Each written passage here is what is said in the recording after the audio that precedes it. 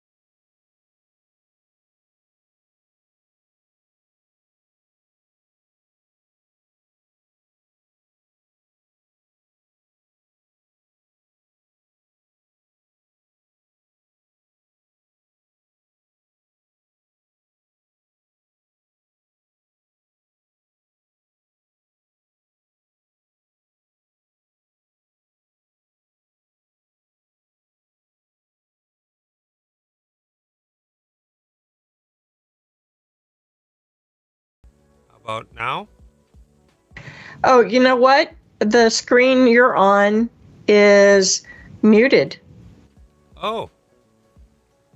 I mean, I hear you, but like the extra screen that the backup's on, or the video's on, it's muted.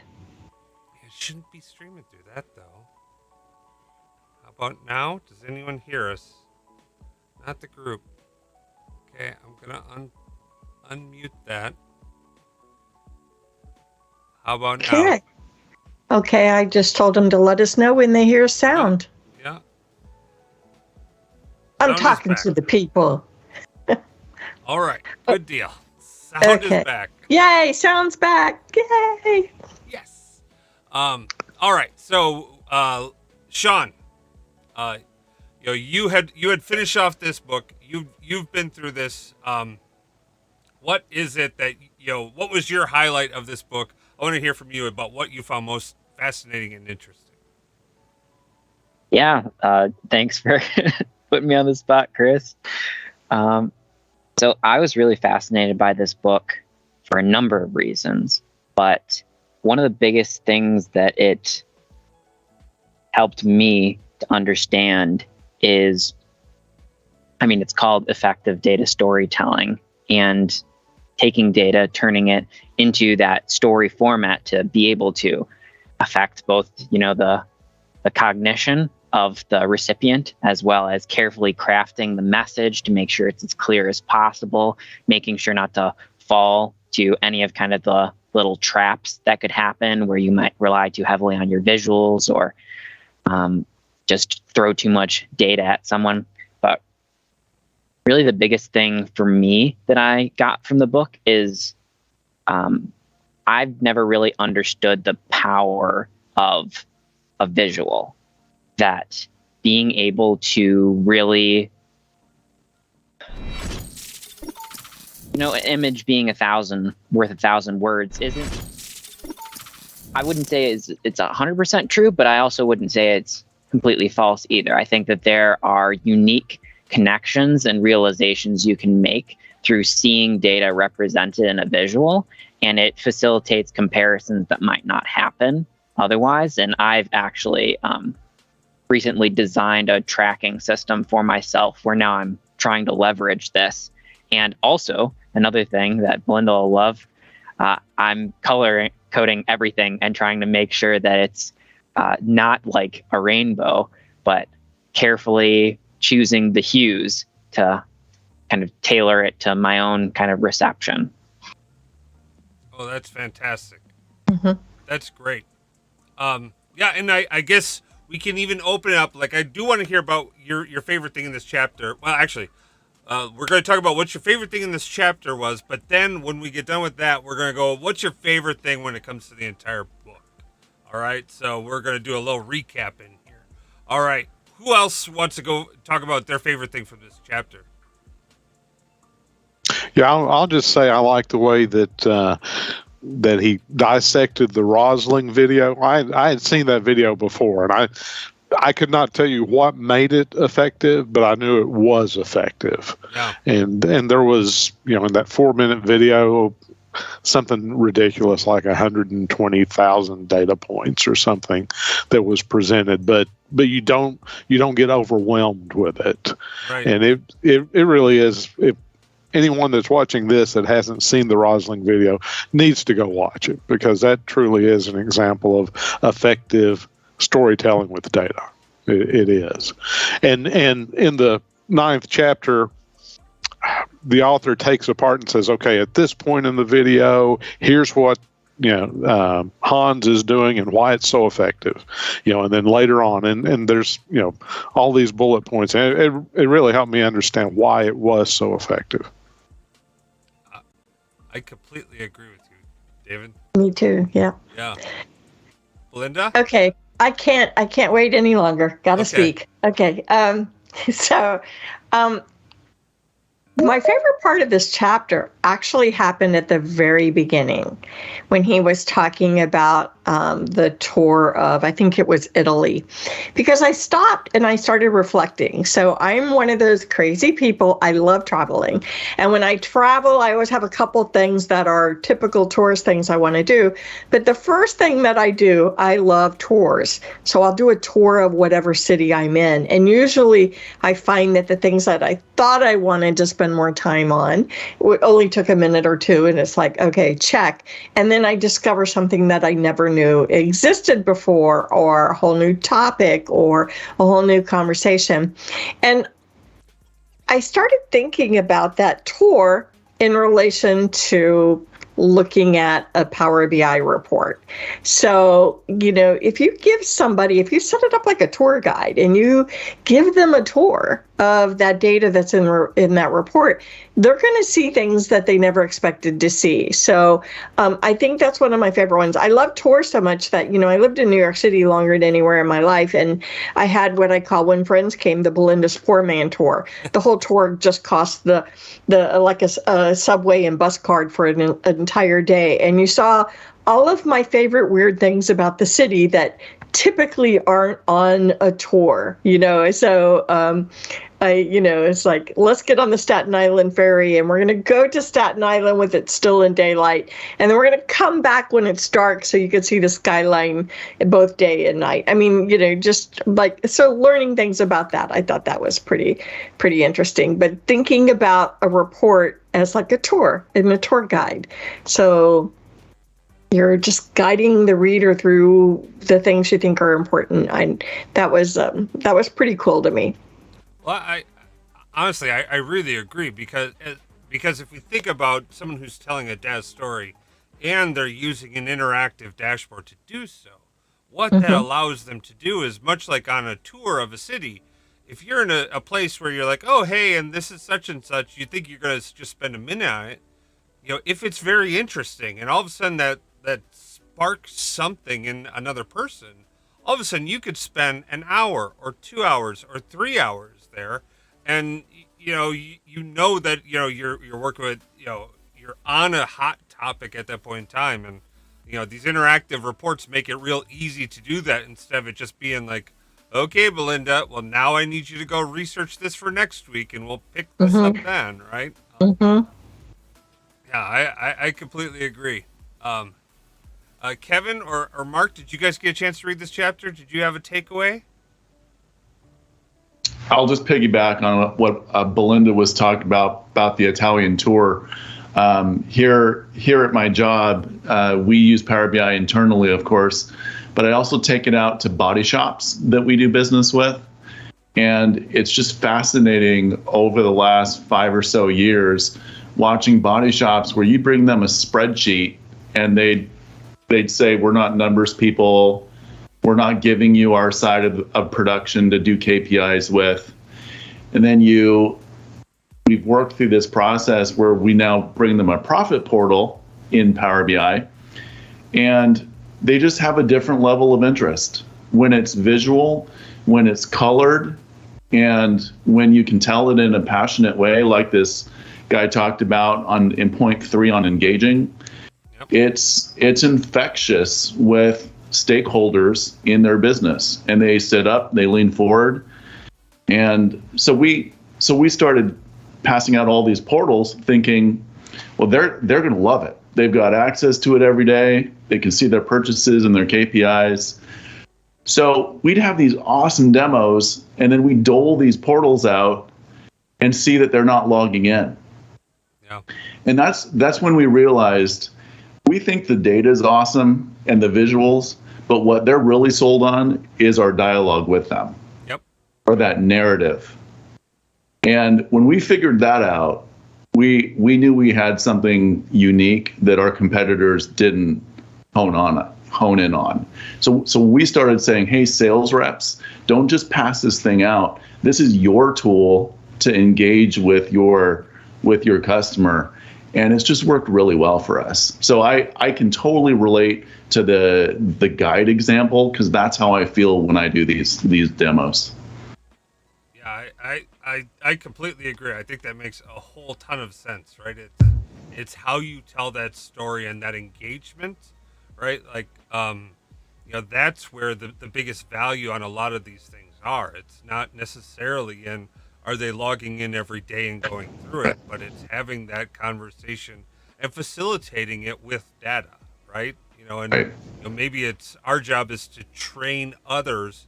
And I think this chapter even started to talk about, it's okay, how do you train a culture of storytellers, right? It's not just being an analyst, it's going through and telling these stories. Oh, I just love that. I agree. After Kevin and Elijah go, I want to go again. Okay. All right. Kevin? That's awesome. I agree with all that, but I'm going to take it a little bit different. A different point that was key for me. Just the way he brought out the color. Okay, this is what you're supposed to notice. Everything else is in the background. Yeah, there's other stuff back there. It's all great, but you see position of where, say, USA is in the list of countries. But yeah, we're the 5th highest, and we shouldn't be, or we. And when that breaks it out into the less than 10%, 10 to 24%, these are the colors you need to notice. Boom. Right. There's everything else is there, but here's the colors you need to notice, and being able to really spotlight those pieces of information really helps to draw the attention, of course. But then you see, okay, this is the primary actor here, and we need to everything else in the background focus on this. Yeah, I really like that. In fact, I've started to play with some of those experiences, right? And these are good examples of it, right? Like, everything else is great, but the two values you really want to hone in on are not. So, yeah, I like that quite a bit. Something I probably should know. So you mentioned it, Kevin, how he only had labels for US and Netherlands in the bad quadrant. Can we do that? Can we go through and just have labels on a select data point? Not easily. Okay. Well, you know what? Everybody's silence makes me feel like that was a good question and not the dumb one I thought it was. So, okay. No, it's a great question. Yeah. It's a great feature. It needs to happen if we don't have it. Oh, yeah, totally. Yeah. I mean, for Power BI, I think that's the elephant in the room that doesn't get enough attention. I can't remember, Chris, if it was on Twitter or somewhere else, but I saw you post something to the effect of 20% of the budget needs to be on visuals. Yeah, maybe it's 40. I don't know, because Power BI does so many things extremely well.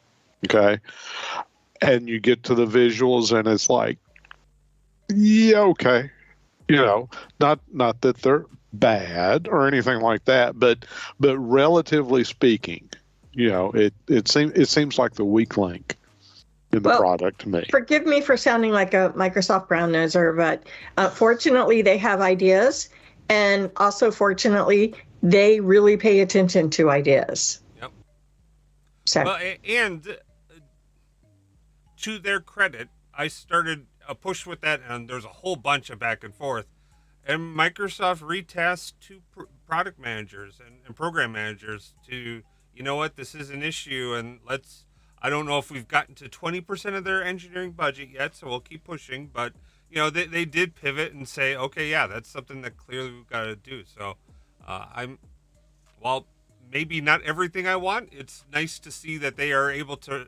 I mean, I don't know of any other large software vendor who would listen to people minge on on Twitter and complain and stuff, right? Like, I actually, that might have been a bad word. I was watching Game of Thrones, and so someone said that. So I apologize if that's a very bad word. I don't even know what it was. It was used in a negative connotation on the show, and I'm suddenly like, oh my god, what did I just say? I have no idea.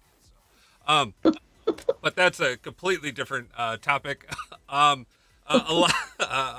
Elijah, before Belinda, we are going to go back to you, but I want to hear Elijah, and then I want to do a little demo of the thing that I found most interesting. So, Elijah, did you have a chance to read the chapter? What was your biggest insight?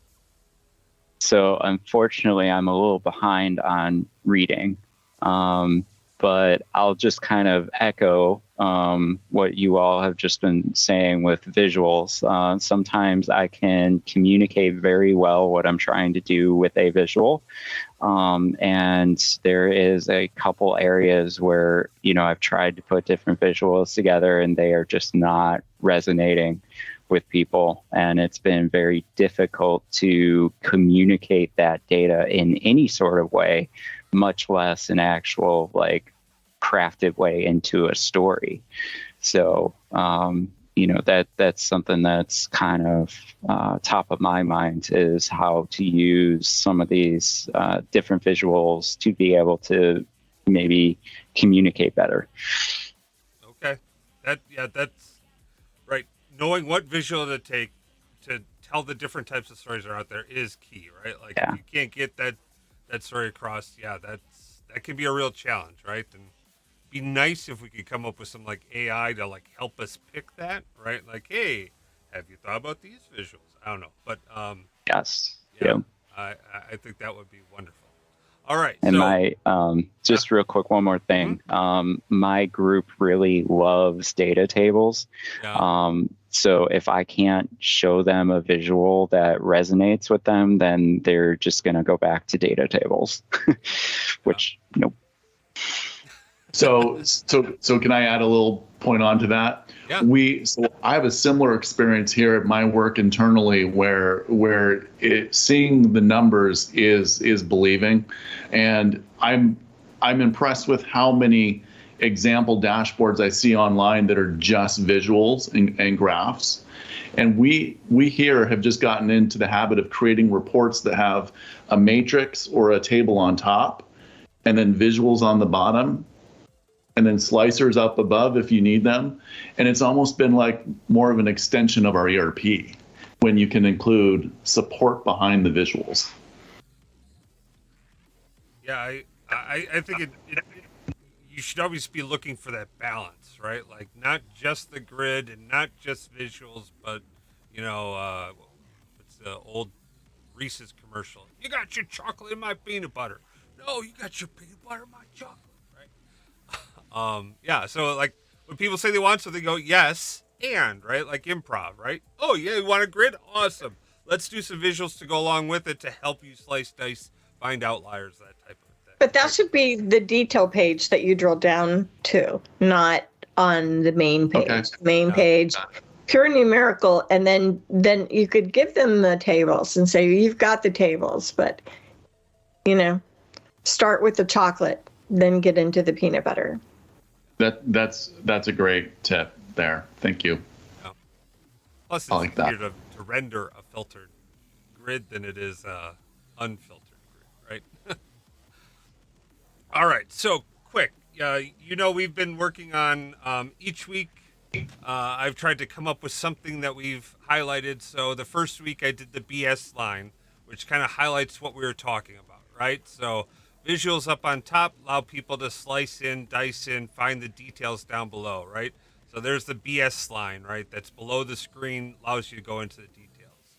We talked about a visual theme, how you could go in and create a visual theme that you work with, right? Then we talked about creating story frames in PowerPoint, visual quality checks. We talked about using a scorecard to track that quality and then be able to have that anywhere inside of your network, or I'm sorry, on any report. Then we talked about like having highline values and different layouts that we talked about. This week, I was really inspired by the presentation where he laid out and interacted with the data, and I thought, you know what? I would like to interact with the data. I wonder if I could. So, if you're on the live stream right now, continue to watch through YouTube. If you're one of my partners on that are joining us, please either be watching on YouTube for what we're about to do, or focus in on the box where you can see me and the screen around me. All right, so we're going to be cutting over to that. Okay, so mic check. We still have mic. Good. You're still up over there. All right, so I took that report and I deployed that out into my Power BI service, right? Now that's out inside of my reports. I can just go down to my effective data storytelling guide, right? And so that it's all here. I can then click down to my report, and this is all well and good. I can start to tell my story here.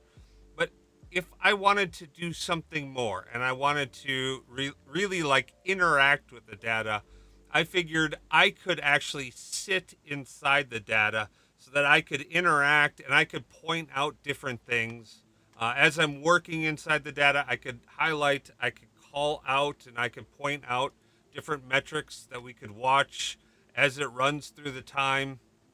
So you could actually be involved inside of the data, right? Even zooming in so you could be part of it, so you could actually hone in and do a presentation, talk through about what's going on with your data live and in real time. You could watch these things and just basically do what they said, inside of that video that we were looking at.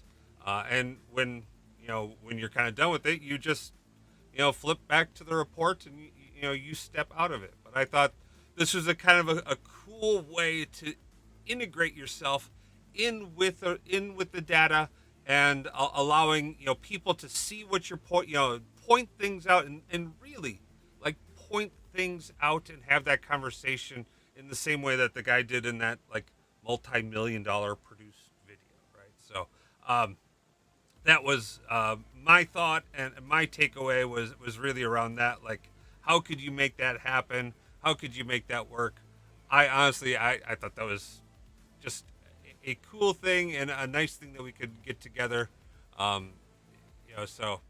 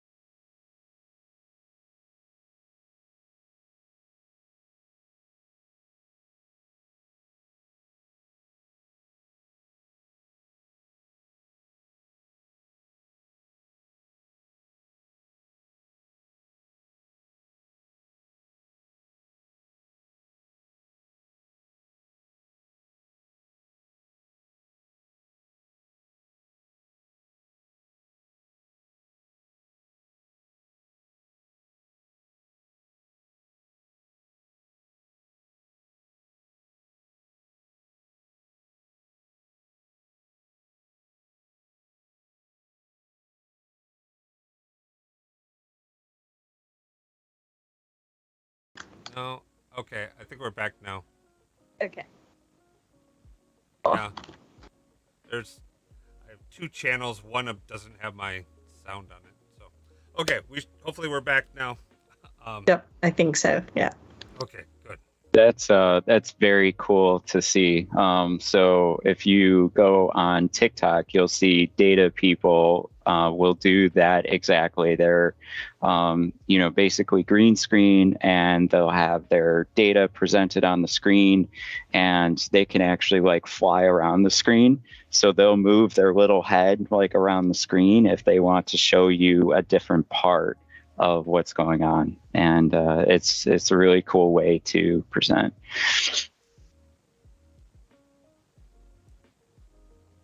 It's like Chris's audio went out. Oh, sorry, I lost audio that time. Uh-oh. We're having all sorts of issues today. I just checked. I have it on YouTube, audio on YouTube. So Okay, that's all cool, Eliza. I haven't played around looking around on and TikTok on that, but I could totally see a lot of benefit in this, because a lot of times I run into board of directors working with predominantly ERP systems, Power Platform, Power BI, particularly with ERP systems, where the board of directors are experienced in whatever the company is, but that means they, typically aren't data people, so they don't get that. And even if you put a nice visual in front of them, it still doesn't. If you're not a data person, you're still not going to necessarily be able to consume that. So the explanation of that, of like Chris being in there and saying, "Hey, this big bubble right in front of my face, that is, right. something else." I think that really provides a lot of value. I think that's pretty nifty.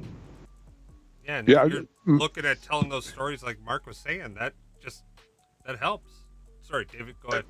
All I was going to say, and it just popped in my mind while we were talking here, is if you watch the weather, I mean, that's exactly what the weathercaster is doing. There's an accumulation of a whole lot of data on a map, and yeah, storms moving in from the west.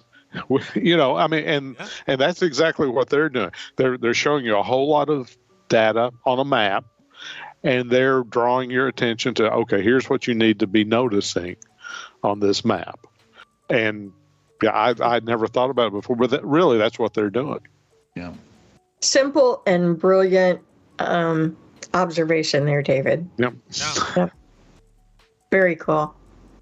Very cool. And the technology of those visuals has progressed over time, right? It used to be a board, and now in some markets you have this Doppler fly-through thing. And Oh, it's yeah. just- Yeah. One of our local channels, one of the neatest things they do is like a 3D map where they can tilt and show you the sort of the height of the thunderstorm clouds, and it's just amazing. But again, no telling how many millions of points of data they're presenting on any given screen. But it's effective. But it's effective because someone is narrating, right. which is kind of the point of the book. Yeah. Well, that's interesting. Yeah. I can't wait till we see that map. Remember that map visual from Excel and Power View, where you could zoom in and stuff like that? It'll be great to have that stuff come back. And see it grow with 3D. Oh, yeah, that was pretty awesome. Yeah. That was pretty awesome. So speaking, I'm going to change to what the other observation I had, because it is about this exact same thing, which is how do you narrate a story for someone? And in this particular case, I'm thinking of a non-data person, right? A narrative. I loved the short little example he gave of the intern who was being wooed away by another company. Mm-hmm. And when they did an analysis, they found out that like the intern was driving more revenue in one particular area over anybody else by far, almost double. And so her narrative to this was all done in an email. I thought that was simple. One visual narrative around, hey, this is the deal, this is the number, this is the 2-week notice. Here's, she's making 30 now. We want to go to 60, and I know that's a crazy bump, but actually I want to take her to 65. I know that's a crazy bump out of the norm, but look at all of this detail. And immediately the response was, oh yeah, it's a no-brainer, do it. Right. I mean, and it was a small email. An email drove the whole story was done within the context of a single visual and an email. And I love that because that really is understanding who the audience is of the person that you're delivering it to. So even though the email was very small, she went through the whole thing. Here is the aha moment. Here's the buildup. Here's the aha moment. Here's the detail behind it. Here's a supporting visual, and this is the action that we want to take. And the response was basically do it. Yeah, honestly, I completely agree, right? You're taking your executive briefing and putting it into email to justify why you wanted to do something because you need to move fast, right? That wasn't something you can wait for the monthly staff meeting to sit down and review, right? And, sometimes getting on those leaders' calendars can take months, and, they don't have that kind of time in those situations. And this chapter put the whole, most of you know that 2022 is my year of user adoption for Power BI.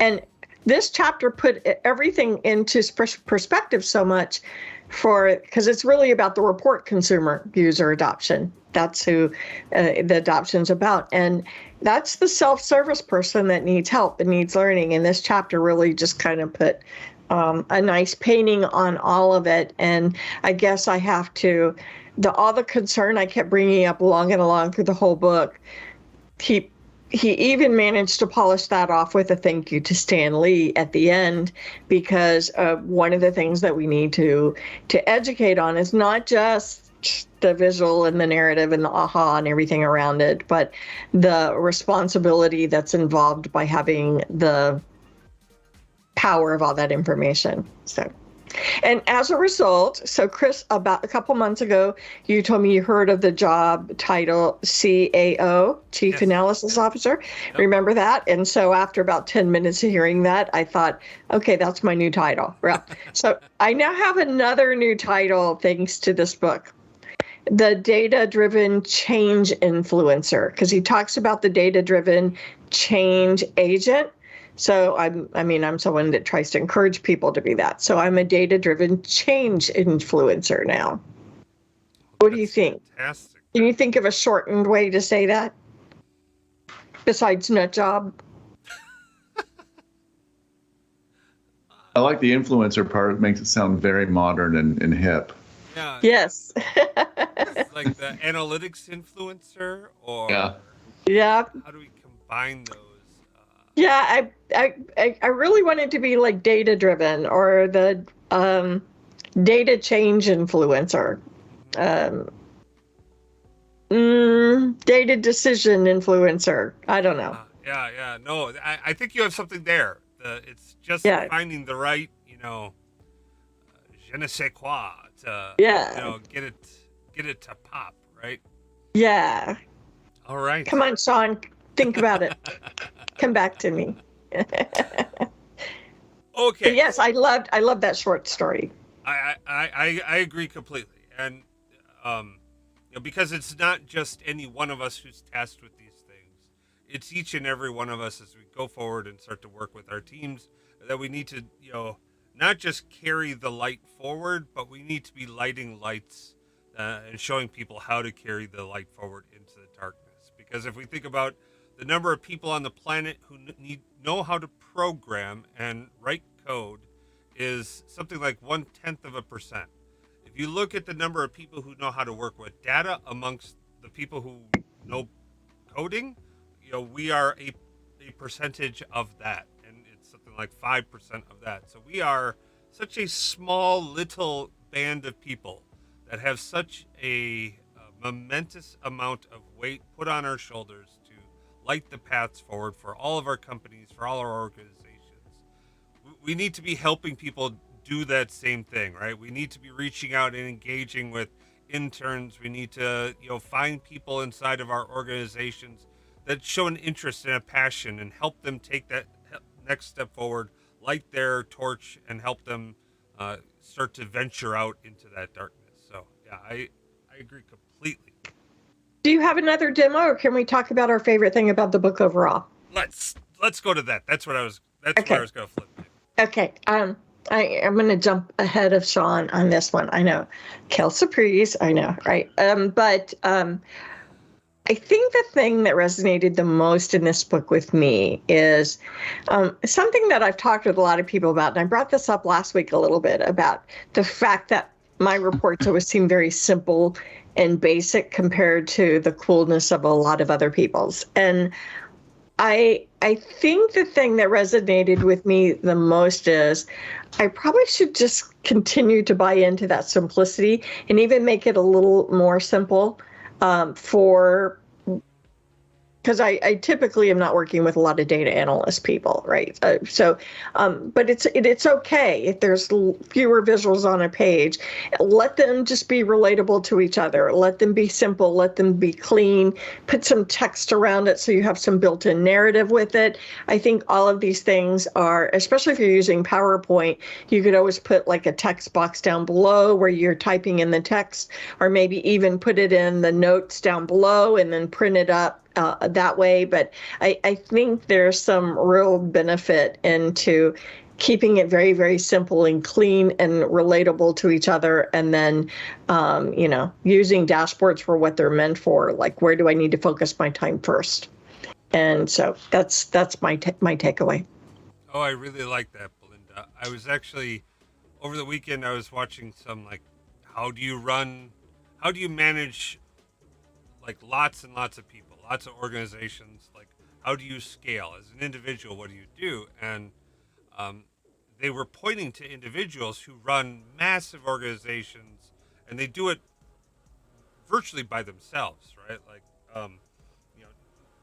there's people, of course, they've got tons of people that work for them, but how do they manage such a diverse thing? And the comment I heard was, for each individual or for each group, you focus in on one, maybe two metrics, and that's what you do until those needles move, right? Like, okay, we're going to be talking about supply chain, right? When the supply chain is resolved, then we'll talk about other things, right?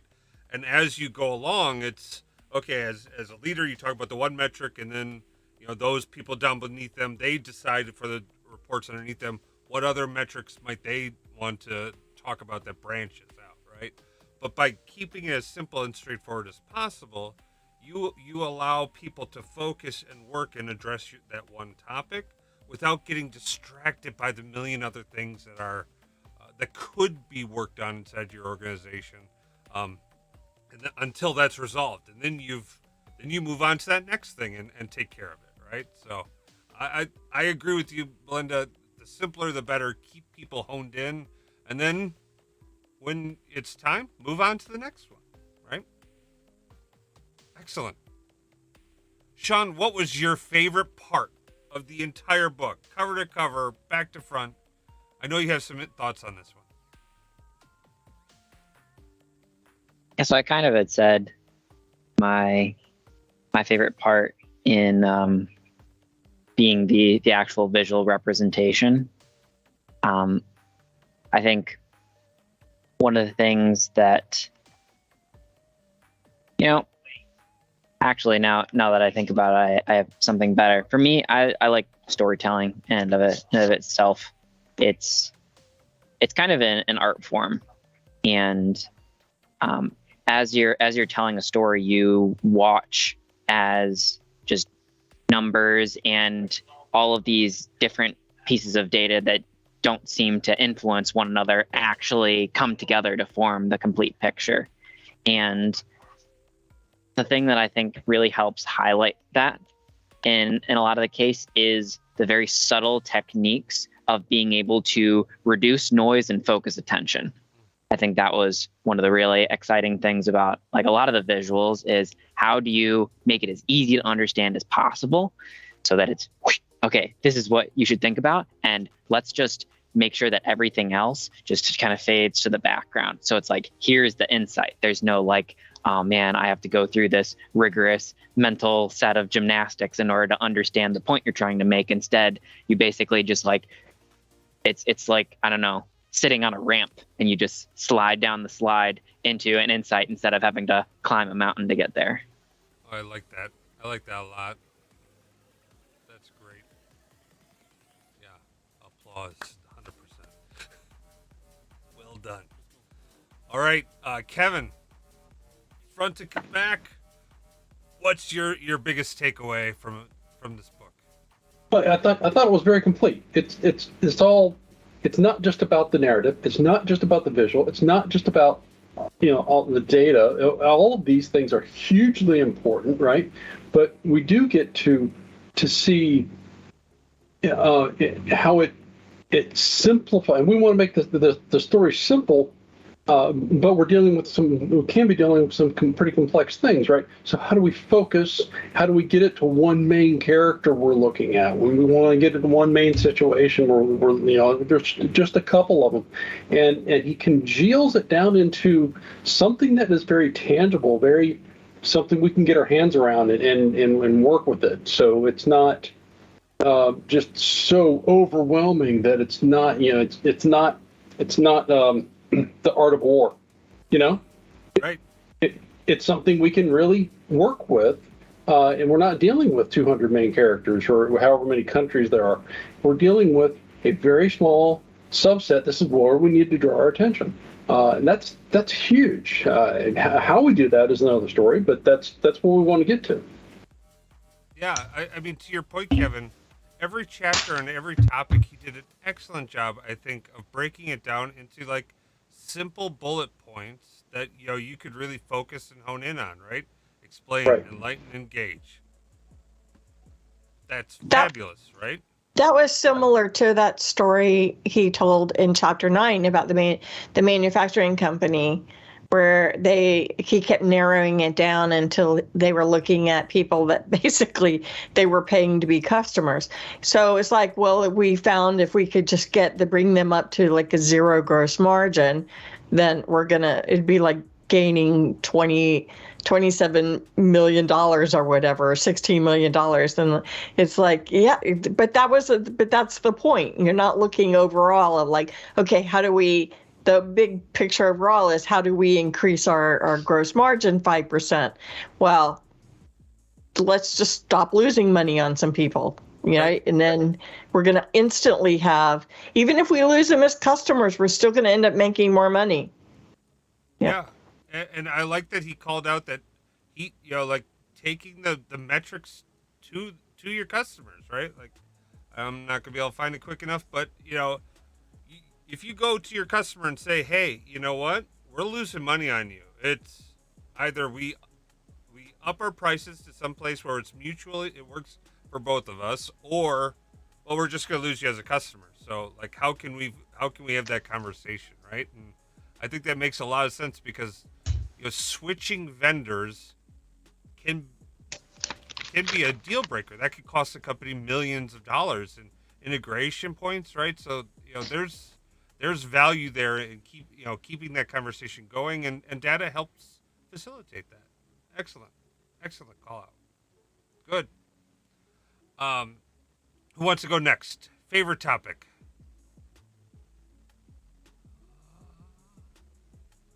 Elijah? Well, so for me, I'll bank on to the story aspect. But for me, what really stuck out was kind of a complete ethos, pathos, logos appeal.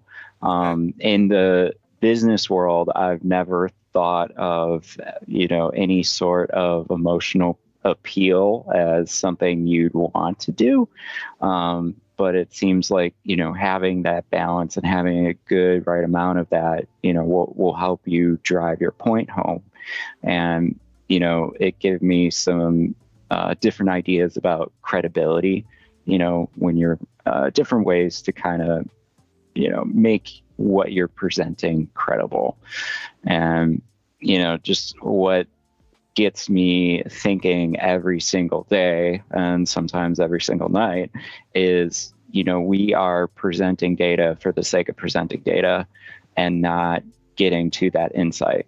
like that metric example, right? We're saying, we need to increase sales profit by 5%, right? But what's the insight to get us there?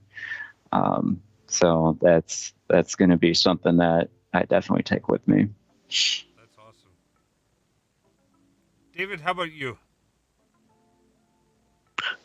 Well, it's not something new. I've known it all along, and that is not everybody sees the world through the same lens that I see the world.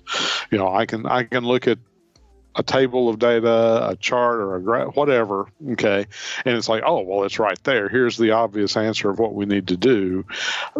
Well, don't assume that it's that way for everybody. You've got to lead them to that point, because I have personally been in plenty of situations where I've just kind of jumped to the conclusion and not brought someone along, and it just doesn't go well.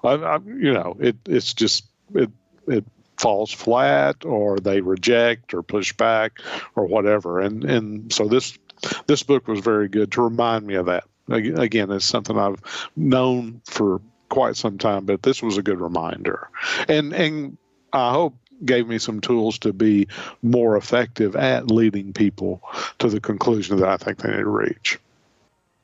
Yeah, that's fantastic, right? The different ways to look at and present information, and trying to do that in one experience, like how Mark was describing, and the different examples we did, like, okay, hey, have your visuals to help give cues and provide, direction, but also have that detailed data, have those narrations in place, incorporate videos now, for how you can direct and convey that information.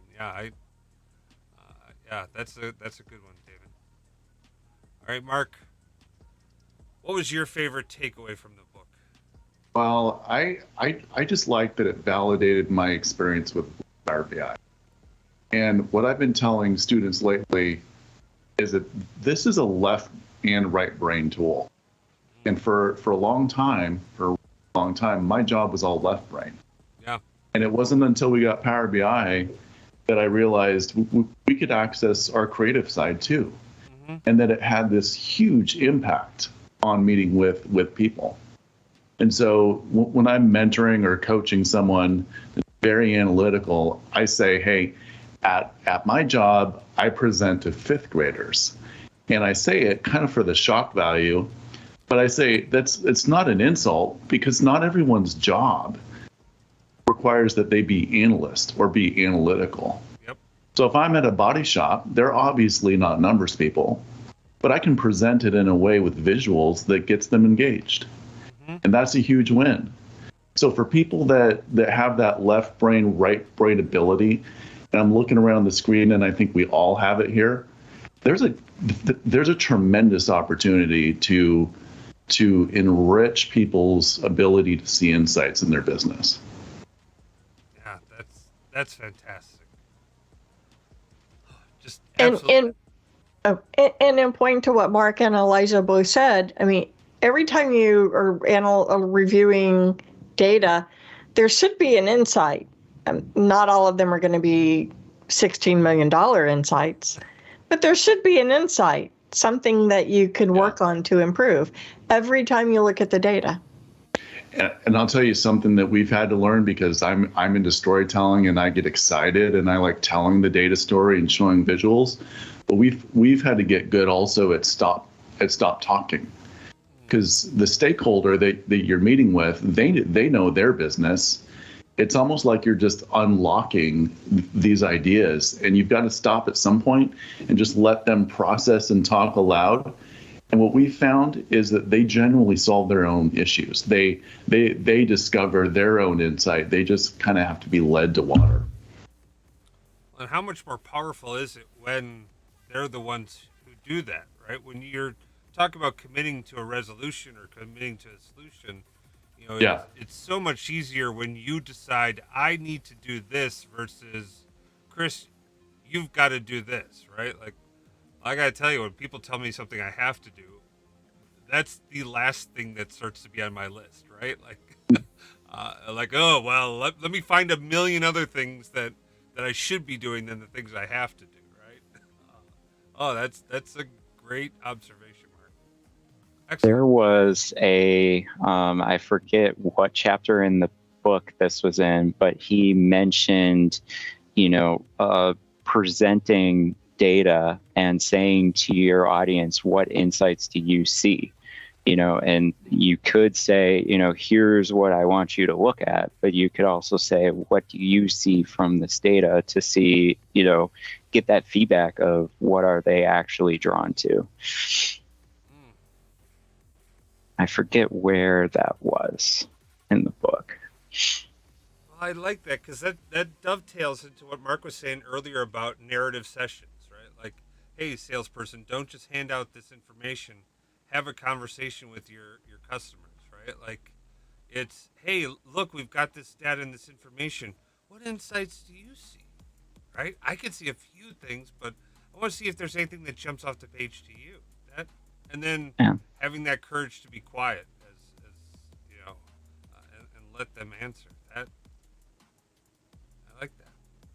Oh yeah, takes a lot more courage to sit there and be quiet and wait for someone to respond than to just mumble on. That's a skill I have to work at hard. So I'll go out on a limb here and tell a really quick story about how we interact with these body shops.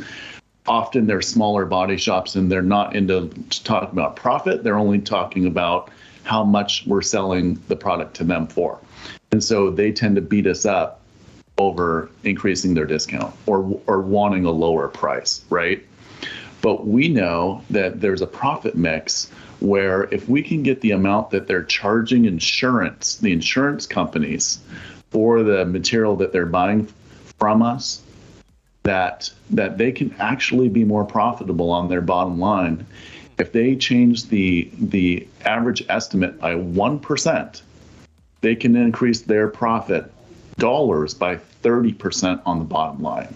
Okay, and they're often asking us for like 5% more off on the product. So you have this profit equation, right? This sales minus cost is profit.